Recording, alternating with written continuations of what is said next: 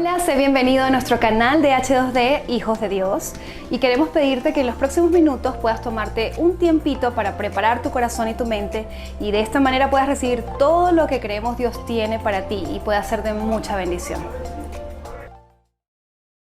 Muy bien, la palabra del día de hoy se llama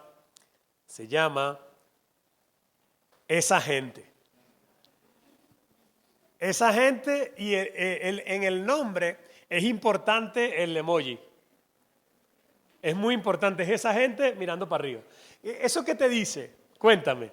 ¿Qué te dice ese emoji? A ver.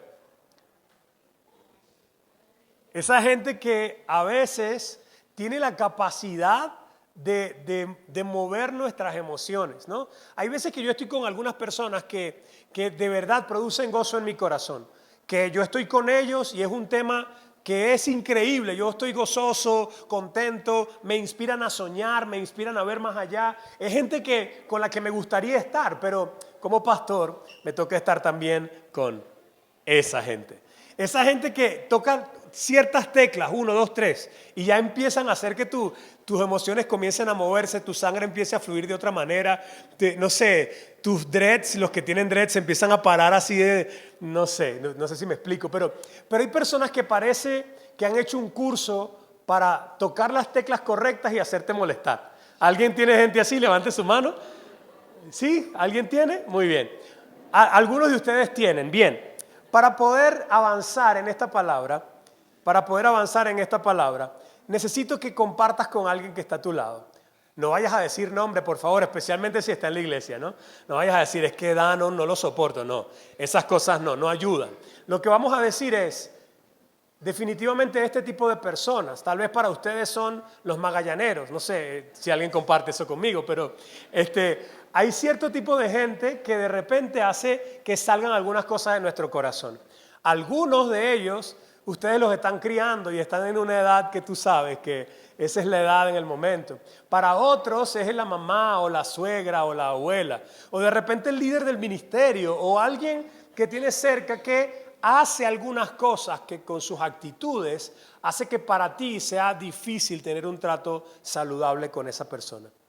Dicho eso, me gustaría que te voy a dar un minuto para que le compartas a la persona que tienes a tu lado, no nombres, sino el tipo de cosas que hace esa gente y qué cosas te vuelven loco de ellas.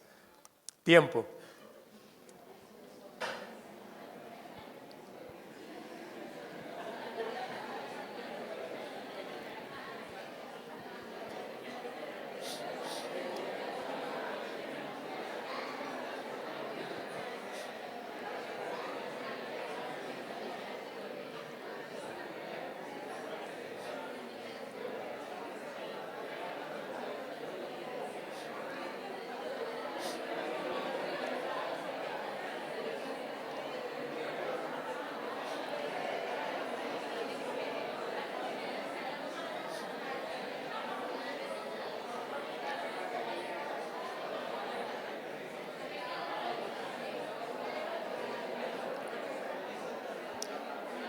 $15 segundos.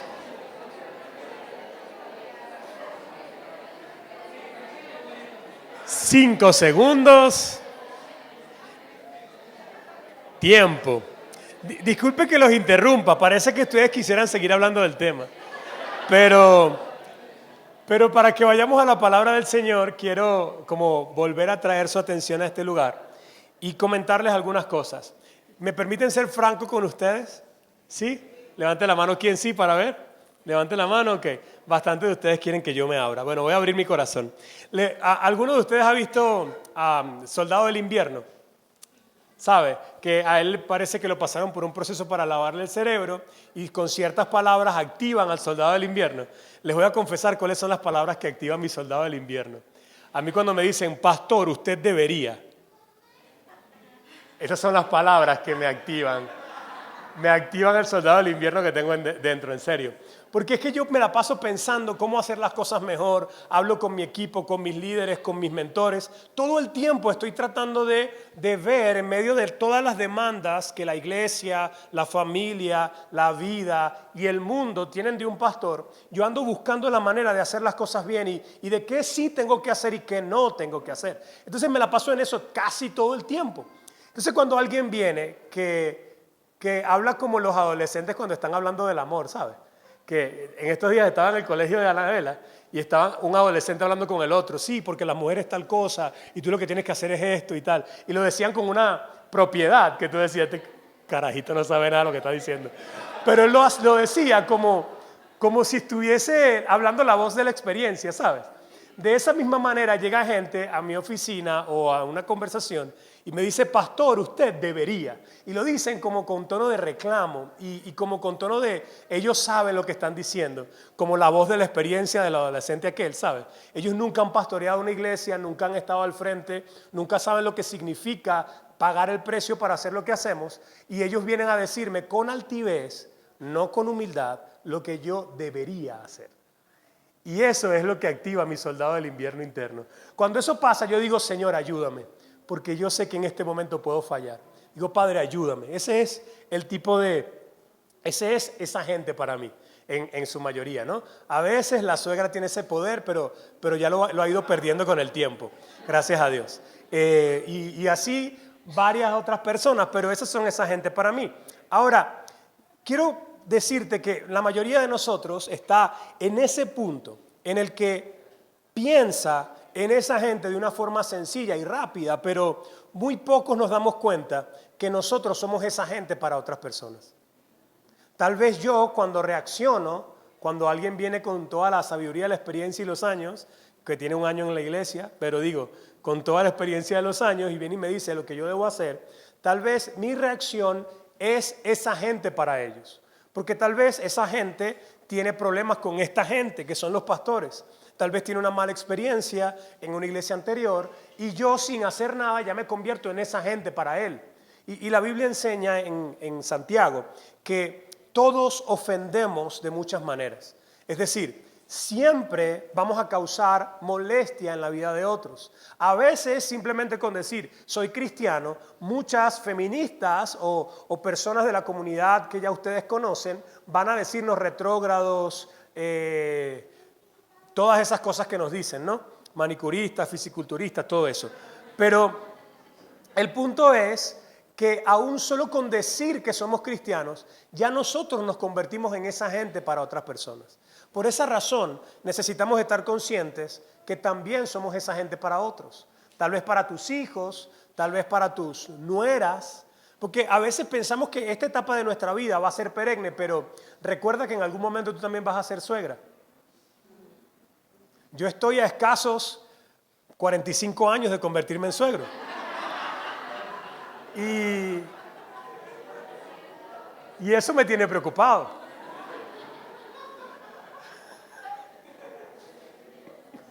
Bien, esto de las ofensas es importante manejarlo desde ya porque vivimos en una era de las ofensas. Mucha gente habla de esta generación como la generación de cristal y la gente se ofende fácilmente. Y eso como se hace cultural también nos atañe a nosotros. Muy rápidamente nos ofendemos de lo que otros puedan hacer. Y el problema de la ofensa es que no nos deja vivir conforme a la voluntad de Dios. No nos deja ser iglesia. De hecho, el problema es lo siguiente. Lee esta frase conmigo, por favor. Recuerden leer fuerte, así como cantábamos, lo que está subrayado. Dice así: cuanto más fácil me ofendo, más difícil me resulta ser feliz. Ese es el problema. Cada vez que me ofendo, cuando más fácil me ofendo, entonces eso me hace más vulnerable a los ataques del enemigo y a no poder tener una vida saludable y feliz. Y esto nos atañe como personas en cada uno de nuestros aspectos de vida, incluyendo la familia. Pero también como iglesia vamos a leer esto mismo. Dice: cuanto más fácil nos ofendemos, más difícil nos resulta ser una iglesia saludable. Porque Si tenemos ese índice de ofensa tan elevado como esta sociedad lo tiene, cuando tú llegas el domingo, de repente estás contento y quieres recibir de parte de Dios y empieza la adoración y está cantando ella. Y ya empieza la cosa a ponerse complicada, porque yo estaba bien hasta que la vi a ella cantando. Ay, sí canta como una diosa. Pero cuando está en la casa, cuando estaba hablando conmigo, cuando estaba hablando del otro, entonces ya nuestro corazón se ofende y no podemos disfrutar de la adoración. No podemos disfrutar de lo que Dios tiene para decirnos porque andamos conectados con lo que esa gente me hizo. Y amados, esto realmente es muy dañino. Yo sé que nos vamos a reír hoy, la vamos a pasar bien, pero mi intención, más allá de hacerte reír y pasarla bien, es que tú puedas reflexionar en lo tóxico, lo complicado y lo dañino que puede ser, que tú permanezcas con el corazón ofendido. El Señor nos va a ayudar. Ahora, por eso la palabra de Dios nos habla muchas veces de qué hacer con la ofensa. Hablamos primero de la sabiduría que hay en Proverbios. Acompáñame, por favor. Proverbios 17:9 dice así: el que perdona la ofensa cultiva el amor. El que insiste en la ofensa divide a los amigos. ¿Qué quieres tú para tu vida? ¿Quieres dividir a los amigos o quieres cultivar el amor? Porque la división no solamente la causa entre tú y la persona que te ofendió o la persona que ofendiste, sino que también comienzas a dividir a los amigos de esa persona. En estos días me llamó uno de mis hermanos, de mis discípulos muy amados, no voy a decir nombre obviamente, él me llamó y me dijo: tal persona me dio una mala referencia de tal persona, y después otra persona me dio una mala referencia de esa otra persona. Y fue como, ¿y ahora qué hago? Porque ahora estas dos personas me han hecho sentir por esta persona como un cierto tipo de recelo. Se dan cuenta que cuando yo no resuelvo la ofensa que otro me hace, entonces estoy advirtiéndole a otro sobre las ofensas de él. Y lo que estoy haciendo es dividiendo no solamente mi amistad con él, sino también dividiendo la amistad de esa persona con otros. Porque no he tenido la suficiente obediencia al Señor para poder resolver la ofensa. Entonces la ofensa, el que perdona cultiva el amor, pero el que insiste divide a los amigos. Y esto es terrible porque la Biblia nos dice, Pablo escribe diciendo: el que cause división entre ustedes después de una y otra amonestación, deséchalo. Y es el mismo Pablo que habla de amor. Entonces tengamos cuidado, mis hermanos, porque el diablo vino a matar, robar y destruir, y una de las cosas que usa para hacer eso es atacar tu corazón con la ofensa. Veamos otro versículo que habla al respecto. Dice Proverbios 19:11: el buen juicio hace al hombre paciente. Su gloria es pasar por alto la ofensa. Qué hermosa la sabiduría de Dios. Pasar por alto la ofensa es buen juicio. Permanecer en la ofensa, entonces, ¿qué es? Mal juicio. ¿Y qué hace quién es esa persona que tiene mal juicio? El necio. ¿Cuántos necios hay aquí? No. Sí, no. No.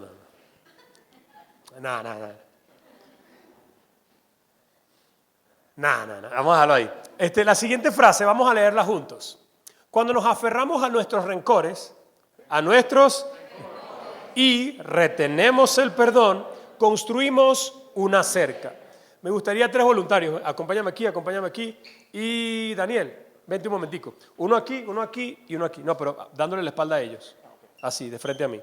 Imagínense que ellos dos de este lado, papi. Aquí. Imagínense que ellos 3 son mis amigos. Y yo comienzo a tener un problema con Alex. Entonces, ¿qué hago yo? Levanto una cerca aquí. Tengo un problema con Daniel, levanto una cerca aquí. Tengo un problema y levanto una cerca. ¿Qué estoy haciendo para conmigo?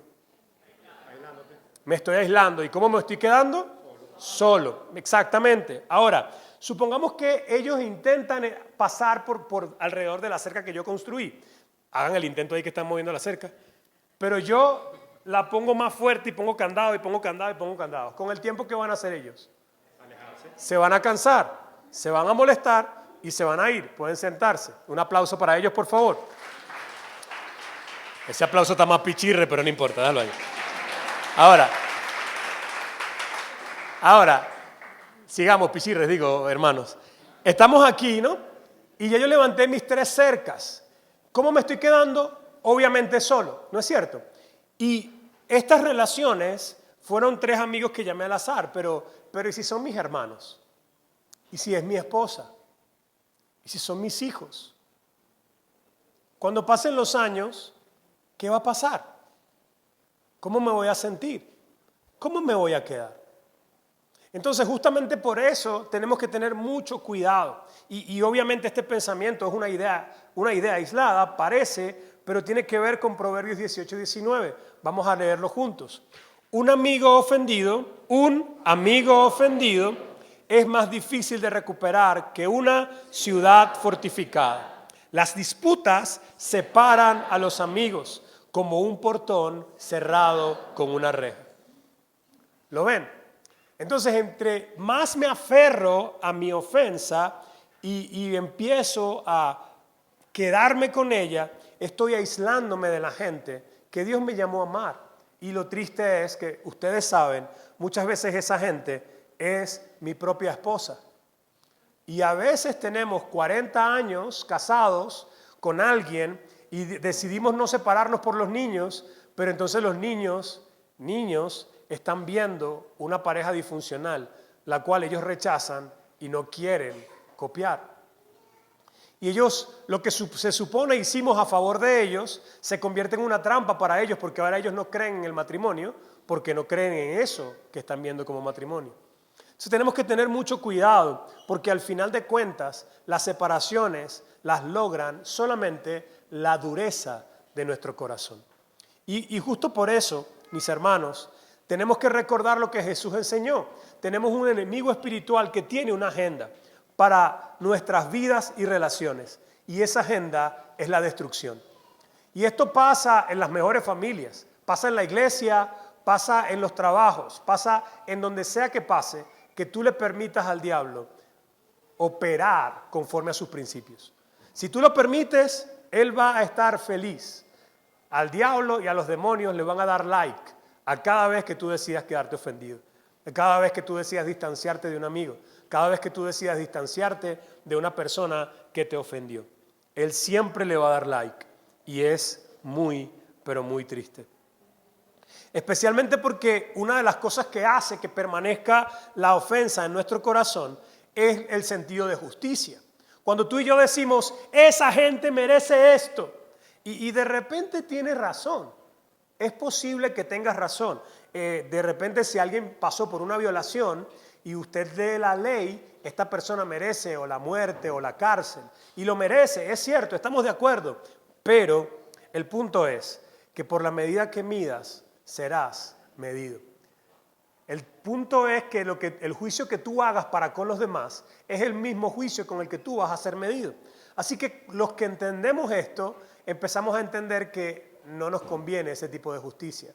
Y empezamos a ver en la palabra de Dios que Él dice que nuestra justicia son como trapos de inmundicia. Porque en la justicia del hombre no obra la justicia de Dios. Perdón, me equivoqué. En la ira del hombre no obra la justicia de Dios. Entonces ahí es cuando empezamos a notar que definitivamente nuestro corazón no puede buscar la justicia. Ese tipo de justicia. De hecho recuerdo, y cuando cuento esto no me quiero hacer el héroe y poner a mi esposa mal para nada, solamente estoy diciendo las cosas que yo sentía y cómo Dios me habló a mí. Seguramente ella tendrá muchos más cuentos porque le aseguro que no soy una monedita de oro, aunque lo intento, pero no lo logro todavía. Pero recuerdo en esa época en que nuestro matrimonio no estaba tan maduro, yo estaba peleando con ella por algo que realmente no sabía qué era exactamente, ni me acuerdo, pero estaba muy molesto y muy frustrado. Estaba frustrado porque yo sentía que yo era el único que se humillaba en la relación. Yo sentía que, aunque hubiese sido ella la que actuó mal, yo tenía que humillarme y yo tenía que ir a pedir perdón. ¿Cuántos han sentido eso alguna vez? Algunos no levante la mano, no les conviene, pero yo me sentía así en algún momento.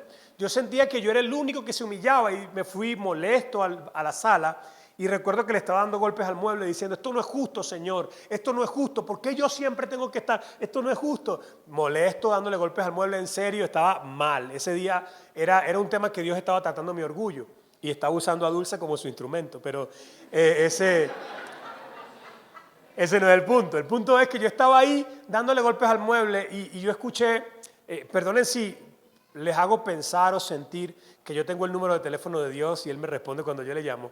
No pasa muchas veces, pero hay veces que definitivamente el Espíritu Santo nos habla. Y cuando me habló, me dijo, es injusto. Mi asunto era, el amor es injusto, el amor es injusto, el amor es injusto. Casi que decía, ¿por qué el amor no existe? No, esa es otra historia. Decía, el amor es injusto. Y estaba pegado en eso y escucho al Señor decirme, era injusto hasta que yo morí por ti. Y eso me cambió el sentido de justicia. Porque ciertamente es injusto hasta que Él, el justo, murió por los injustos. Y tal vez cuando lo ves de modo general, puede que no tenga un específico peso en tu vida, pero cuando lo entiendes, que Él murió por ti, que Él se entregó por ti, y Él no era merecedor del castigo que llevó. Él era justo en todo el sentido de la palabra. Y Él llevó la justicia para que tú y yo seamos libres.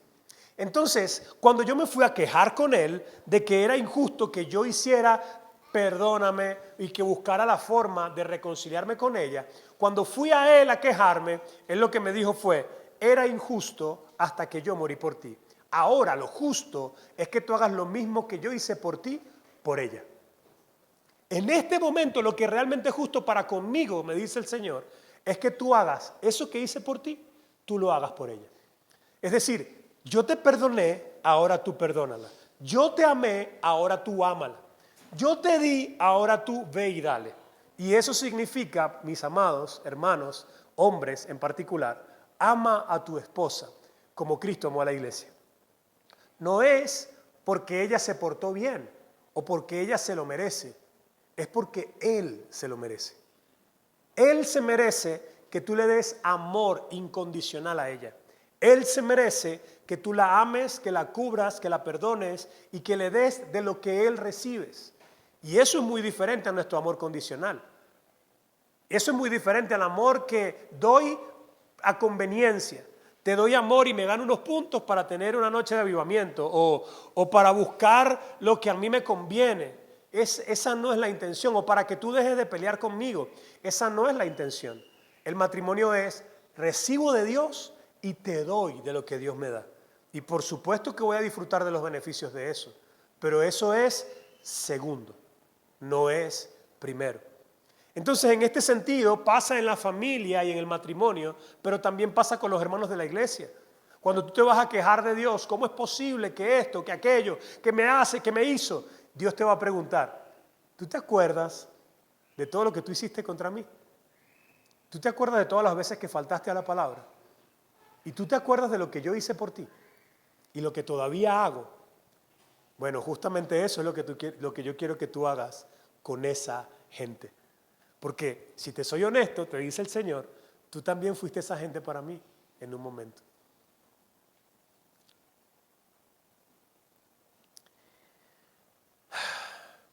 A la luz de lo que Dios ha hecho por nosotros, ¿cómo nos tratamos los unos a los otros?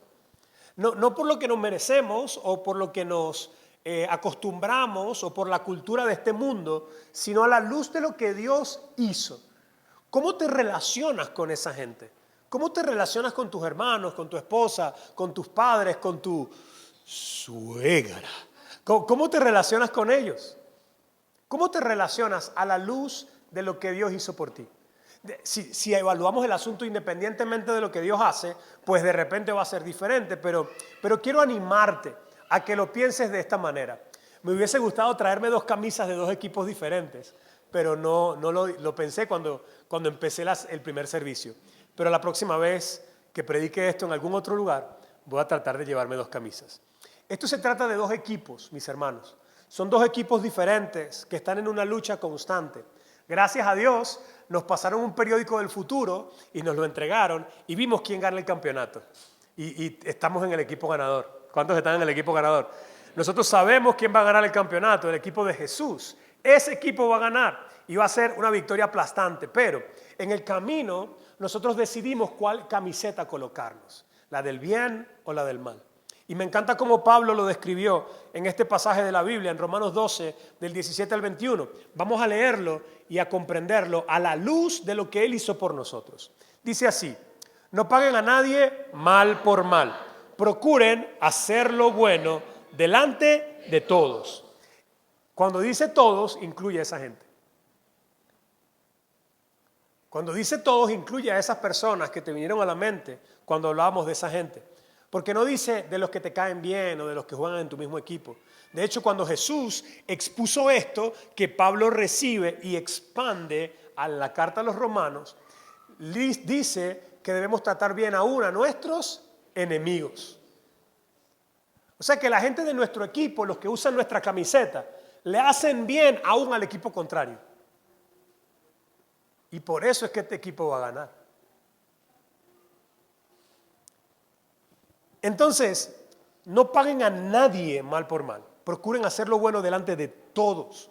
Sigue diciendo: si es posible y en cuanto dependa de ustedes, vivan en paz con todos. A mí me encanta este verso porque, entre otras cosas, nos da libertad. Porque tú sabes que hay gente, aunque tú hagas todo lo posible, ellos no quieren. Y de repente no lo quieren para siempre, o de repente por un tiempo todavía Dios está tratando con la necedad de su corazón. Entonces, ¿qué hacemos con esa gente? Nosotros extendemos nuestro puente. Imagínense que aquí está Pedro y yo estoy de este lado. Yo tengo que construir un puente en vez de levantar un muro. Y construyo mi puente hasta la puerta de la casa de Pedro. Pero si Pedro no quiere construir puente y Pedro derriba ese lugar, yo no voy a ser orgulloso y voy a decir: tú derribaste ese lugar, ahora voy a poner una dinamita a mi lado. No. Yo tengo que dejar el puente listo, tengo que perdonar a Pedro y decirle: Pedro, no te preocupes, aquí estoy cuando quieras. Porque cada vez que yo derribo mi lado del puente, estoy afectando el puente que me conecta con Dios. Cada vez que yo derribo por orgullo mi puente, estoy afectando el puente que me conecta con Dios. Eso es lo que la palabra enseña. De hecho, voy a poner el ejemplo otra vez de la esposa. Dice que si yo estoy orando, pero estoy tratando mal a mi esposa, mi oración se ve afectada. ¿No es cierto? Y si voy a presentar mi ofrenda ante Dios y recuerdo que un hermano, Pedro en este caso, tiene algo en contra de mí, ¿qué debo hacer? Dejar la ofrenda, reconciliarme con Pedro y después llevar la ofrenda de nuevo. Pero Dios es tan bueno y tan sabio y tan justo que dice: en lo que quede de ustedes, porque Él sabe que a veces Pedro se pone necio. Y si Pedro derriba el otro lado del puente, no puedes tú construirlo encima y ponerle una pistola y caerle a palo. Si Él lo derribó, Él lo derribó. No puedo hacer nada. Lo que puedo hacer es permanecer con los brazos abiertos, aun y cuando Pedro me está haciendo daño. Esto, para que no se asusten, no quiere decir que si soy una mujer en un estado vulnerable de violencia, tengo que seguir aguantando que me peguen. Hacer el bien puede incluir denunciarlo. Hacer el bien puede incluir salir de la casa. Hacer el bien puede incluir incluso un divorcio, pero no porque yo quiero divorciarme, sino porque parte de hacer el bien a una persona que permanece en la necedad es confrontarlo y hacer lo que hay que hacer legalmente, si no se arrepiente. Sigo, porque si me quedo ahí me puedo quedar mucho rato. Sigue aquí, dice: no tomen venganza, hermanos míos, sino dejen el castigo en las manos de Dios, porque escrito está: mía es la venganza, yo pagaré. Ustedes y yo sabemos que los evangélicos somos expertos en maquillar nuestros pecados, y algunas personas leen esto y terminan diciendo: está bien, Señor, la venganza es tuya, pero yo soy tu instrumento. Y nos abrazamos a lo que queremos hacer en realidad, pero lo que dice ahí es precisamente lo contrario. Yo descanso en la justicia de Dios. Dios va a hacer justicia. De hecho dice: bienaventurados los que tienen hambre y sed de justicia, porque ellos serán saciados. No dice porque ellos se saciarán a sí mismos, sino porque ellos recibirán saciedad. Ellos serán saciados. Dios se encargará de pelear por nosotros. Y muchas veces nuestra hambre y nuestra sed de justicia tiene mucho que ver con que no estamos poniendo a Dios en su lugar o porque no vemos a un Dios de justicia. Cuando perdemos de vista al Dios de justicia, entonces nuestro sentido de injusticia tiene que ser saciado de alguna manera. Y recuerdo, tal vez usted ha escuchado este cuento varias veces, pero perdóneme que fue cuando Dios lo marcó en mi vida y cuando lo hizo más claro. Usted sabe que mi papá se fue de mi casa cuando yo tenía 7 años. Hoy día, gracias a Dios y a paternidad, tengo una relación muy estrecha, cercana y bonita con él. Pero en aquel tiempo, para mí era difícil verlo como esa persona que yo amé. Era mi héroe de 0 a 7 años. Y de repente se va de la casa con un problema que todavía tengo en mi mente, como a cámara lenta, volaba la ropa, salían golpes, fue horrible. Pero después de eso fue más terrible dormir con mi mamá y escucharla llorar por 4 años seguidos. Entonces, aunque yo amaba a mi papá y era mi héroe y mi jefe y mi ídolo de cierta manera, no sé si en el buen sentido de la palabra, porque era un muchacho sin el Señor todavía, pero era esa figura de héroe. Y cuando él se va, la decepción pasó a rabia. Y cada llanto de mi mamá era para mí un depósito de ira que se acumulaba. Entonces, cuando yo entendía que Dios me llamaba a orar por mi papá y yo me presentaba ante Dios a orar, para mí era difícil orar por él. A veces era como con rabia y como con cierto nivel de justicia, Señor. Pero un día, cuando estaba orando por él, vi el trono de Dios. No puedo describirlo mucho, simplemente era una silla muy grande, había como luz de la silla, no vi la cara ni nada por el estilo, pero mi papá se estaba acercando a ese trono como para ser juzgado. Y él iba avergonzado como un niño que va a ser regañado. Cuando yo lo vi, mi oración cambió de ser a justicia, Señor, por ten misericordia de él. Y lo que entiendo pasó en mi mente y en mi corazón fue que cuando vi que realmente todos vamos a pagar, todos nos vamos a presentar delante de Dios, todos, aún los muertos serán resucitados para presentarse en ese tribunal. Cuando entendemos eso y lo tenemos en mente, nuestro corazón ya no necesita justicia, ya sabe que va a ser saciado. Por eso empezamos a orar por misericordia. Y fue inmediato el cambio de mi corazón, de en vez de pedir juicio, empezar a pedir misericordia. Y esa es la verdadera justicia de Dios, que hagamos con los demás como nosotros queremos que hagan. Porque con la misma medida que medimos, seremos medidos. Porque cuando pido venganza, es como que me cambiara la camiseta y ahora estoy jugando para el equipo contrario. Ahora, cuando me molesto y quiero matar al otro, es como si me cambiara la camiseta y estuviera jugando para el equipo del 666, ¿sabe? Y la vuelta no es esa.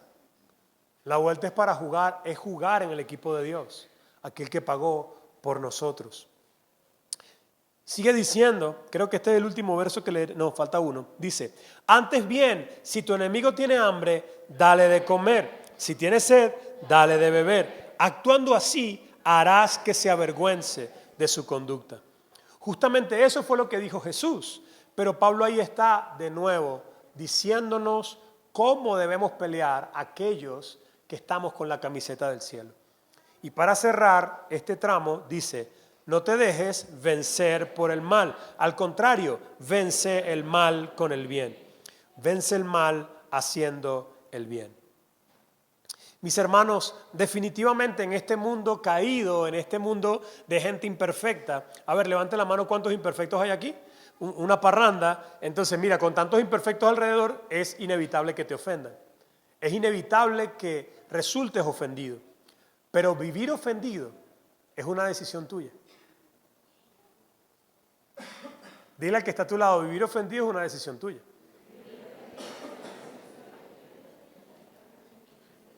Es inevitable que te ofendan, pero vivir ofendido es una decisión tuya. De hecho, en el entrenamiento detox o agentes detox, una de las secciones es inofendible. Y me encanta eso.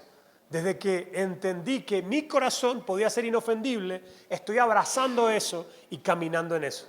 Y mira que hay gente que lo pone a prueba, pero estoy creciendo en eso.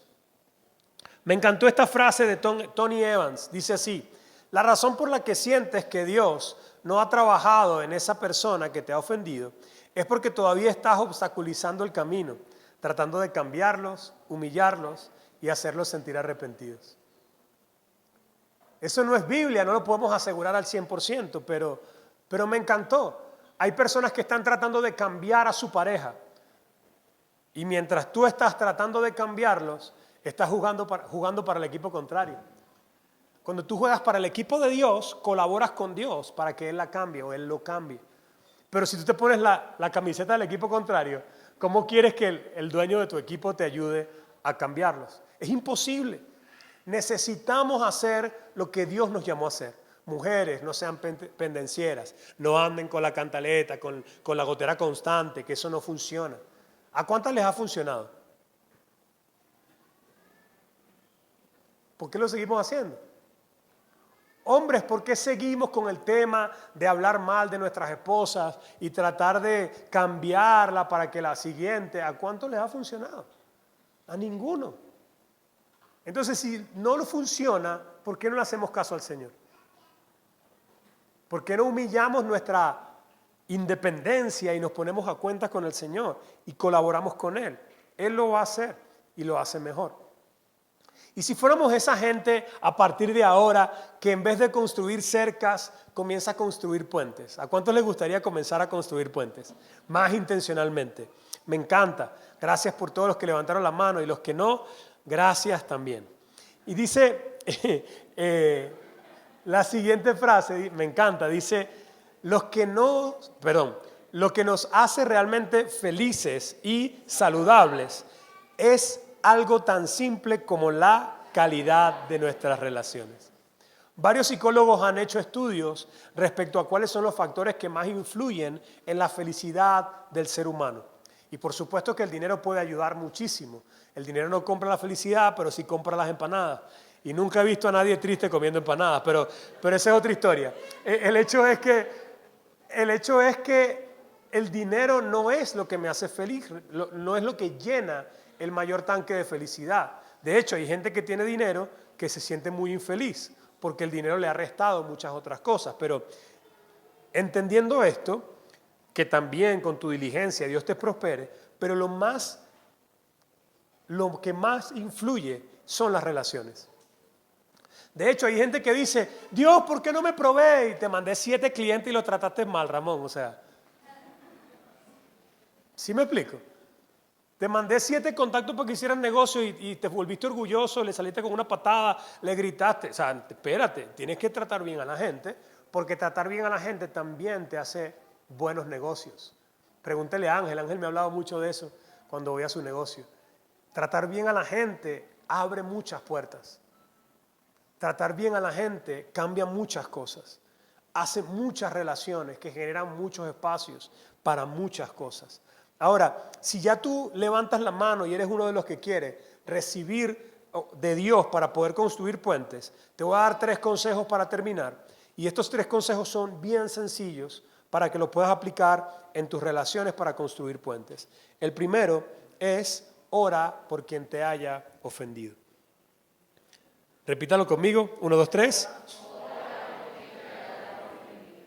La oración tiene un poder increíble y no solamente porque, como dicen muchos, mueve la mano de Dios. Yo creo que la oración no necesariamente mueve la mano de Dios, pero la oración definitivamente te cambia el corazón. Y no estamos hablando de la brujería evangélica, ¿no? Señor, calcínalo.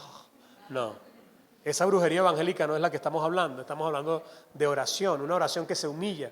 Y es la oración que dice, Señor, bendícelo, Padre, mira. Y me acuerdo, este es el ejemplo que mejor me sirve para explicarlo. Una familia de pastores amigos tenían un problema, su hija adolescente ofendió a toda la familia, el niño menor como de 8 años estaba muy molesto y la mamá le dijo, vamos a orar por tu hermana. Entonces comenzaron a orar todos los días por la hermana y la oración del niño en la primera semana parecía algo como esto. Padre, ¿cómo es posible que nos haga esto? Así más o menos empezó la oración honesta del niño. Pero la segunda semana era, Señor, hazle entender que tu palabra dice, ya bajó un poquito. La tercera semana es, Señor, por favor, háblale, porque ella necesita tu ayuda. La cuarta semana, la oración fue: gracias, Señor, por el cambio que ella ha tenido. En el camino de las primeras 3 semanas, antes de que Dios hiciera el milagro, el milagro que pasó fue el cambio del corazón del niño. Eso mismo pasa en nuestro corazón cuando oramos de forma genuina por aquellos que nos han ofendido. Así que, por favor, el primer punto es: ora por quien te ha ofendido. El segundo es: darles el beneficio de una conversación. Muchas veces nos pasa que nuestros problemas tienen que ver con malos entendidos. ¿Cuántos se han dado cuenta después de una conversación que fue un malentendido? Un montón de veces, a mí me ha pasado un montón de veces. Tú hiciste esto porque yo pensaba que tú, que yo, que para allá. Y ustedes conocen la historia del día entre servicio y servicio. Me había tomado un café abajo que me cayó mal y subí corriendo con un solo objetivo en mi mente. Y mientras venía con ese objetivo en mi mente, entre ceja y ceja, una hermana se me atravesó para abrazarme, y si la abrazaba a ella iba a ocurrir un accidente. Entonces yo hice así, ni siquiera vi quién era, hice así y seguí corriendo hasta llegar a mi objetivo. Y cuando llegué a mi objetivo sentí un alivio, no sé por qué. Pero el punto es que esta hermana 2 años después me llama y me dice: pastor, yo estoy molesta con usted desde hace 2 años. Y yo, birro.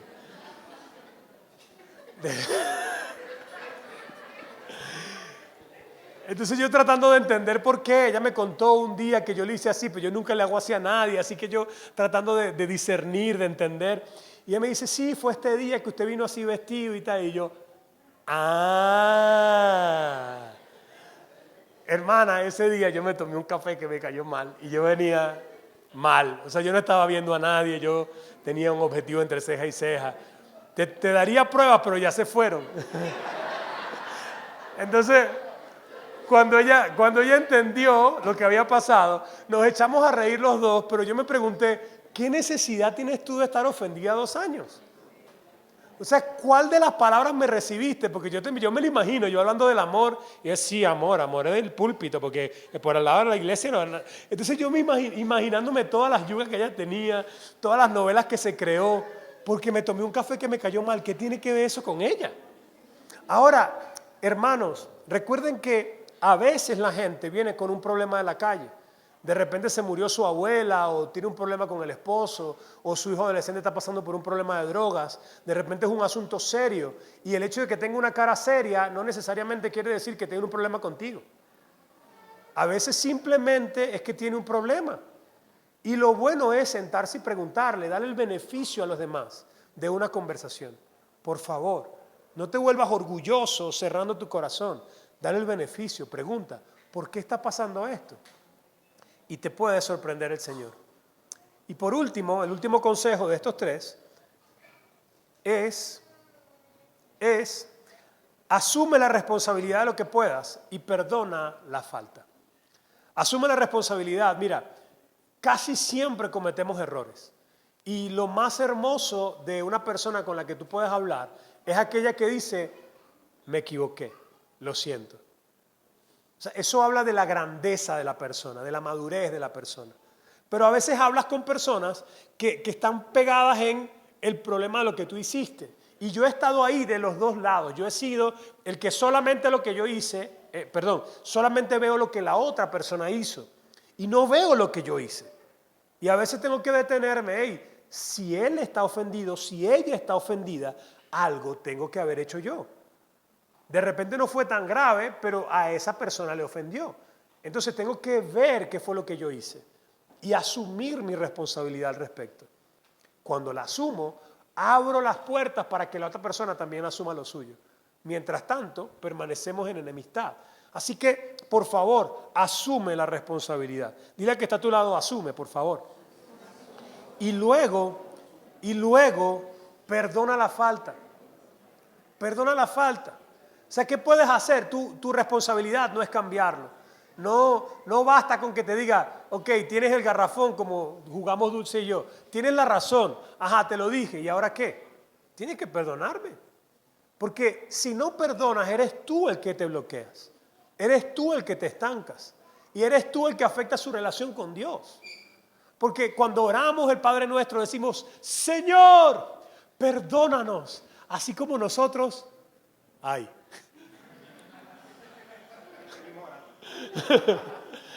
Yo escuché a una hermana que me dijo, muy espiritual ella, menos mal ni me acuerdo quién fue, pero ella me dijo, yo no oro así. Yo digo, Dios mío, ayúdame a perdonar como tú perdonas. Pero yo no digo, perdónanos como sí, no, ¿será para que me mate? Y yo le digo, justamente por eso Dios lo dijo así. Para que seas confrontado tú con tu capacidad de perdonar. Y por supuesto, perdonarnos como es lo que dice el Señor. No lo podemos cambiar porque no nos conviene. ¿Sí me explico? Tenemos que decir lo que dice el Señor. Y en medio de la oración, por supuesto, Señor, ayúdame a perdonar mejor.